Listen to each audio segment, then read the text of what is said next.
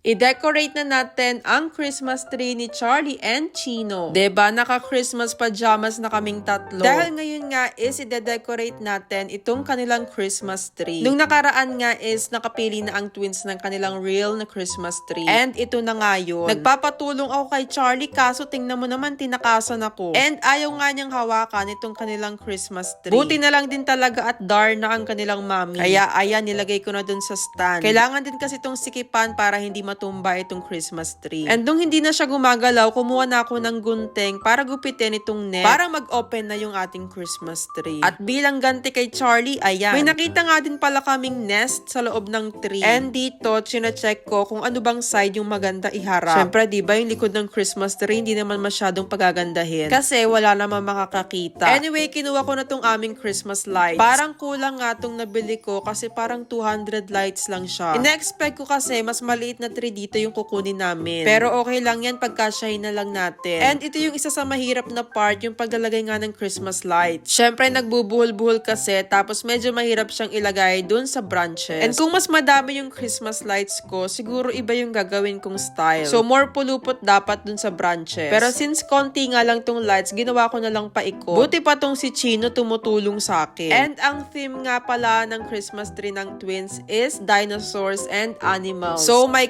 collab ngayon ng mga dinosaurs tsaka mga safari animals. Yun nga lang, ako pa pala yung maglalagay ng mga tali. Kaya ayan, inisa-isa ko pa siya. And dito nga ako natagalan. Pero 'di ba, super cute itong mga isasabit nila. So ito is yung mga toys, tapos inisprayan siya ng silver na paint. Nilagyan din siya ng parang hook, tapos itong tali na. Ito nga din pala yung mga gagamitin naming baubles. So yung magiging kulay ng Christmas tree is silver and gold. And then ito nga, nag-start na kaming ilagay yung mga Christmas balls dito sa aming Christmas tree. And parang enough naman yung aming bobo, so basta hinalo-halo ko lang dyan. And ang dalawang bata, excited na nga ilagay yung mga dinosaurs and animals. Pero sabi ko nga, unahin ko na muna itong mga Christmas balls. Madali na din naman kasing ilagay yung kanila. And para mas maayos din pagde-decorate, diba? Mostly ng balls, ito ko nilagay sa harap. And konti lang talaga yung nilagay namin dun sa likod. Kasi pader naman siya at hindi nga makikita. And finally, ito nga at pwede nang ilagay ng twins ang kanilang mga dinosaurs at mga animals. And dito nga daw nila gustong ilagay. Diba? Super cute na mga to. Si Charlie naman, uunahin daw niya yung kanyang favorite na elephant. Kaso, tingnan mo naman ang bata, nahuhulog yung mga nilalagay niya. Yung ibang branch kasi nitong tree is medyo malambot. So, hindi lahat is pwede talagang sabitan. Kaya tinulungan ko na silang dalawa na ilagay itong mga dinosaur at animals. Diba? Maganda din palang mix ang gold and silver sa Christmas tree. At hindi pa nga tapos, mukhang happy na kaagad si Charlie and Chino. Dahil ang mga favorite nga nila is nandito na sa aming puno. Habang nagde-decorate nga din pala kami dito, napansin ko si Charlie, ayan, umakbay kay Chino. At may pagyakap pa ang bata, kaya ito't nag-group hug na lang kami. Ay sus, napaka-sweet naman talaga ng dalawang to. Nasobrahan nga lang si Charlie, kaya naiinis na si Chino. Kaya ito at pinaghiwalay ko na muna silang dalawa. Sabi ko itapusin na muna namin itong aming Christmas tree. Medyo madami pa din kasi yung mga kailangang isabit. And finally, natapos na nga namin i-decorate itong kanilang Christmas tree. And ito na yung final result. Hindi na kami nakabili ng topper. Hindi din kasi namin alam kung ano yung ilalagay dyan sa stick na yan. Parang hindi kakapit yung star dun sa tuktok nitong Christmas tree. Diba? Ano sa tingin nyo? Maganda ba ang Christmas tree ni Charlie and Chino this year?